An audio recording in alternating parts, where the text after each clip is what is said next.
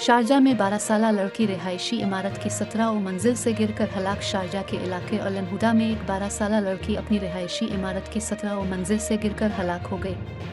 ये लड़की, जिसका ताल्लुक भारत की जुनूबी रियासत केरला से है, स्कूल से घर वापस आई थी, जहां उसकी मां टीचर के तौर पर काम करती।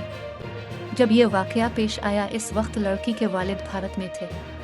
पड़ोसियों के मुताबिक पुलिस फौरी तौर पर मौके पर पहुंची, लेकिन लड़की को बचाने में कामयाब नहीं हो सकी।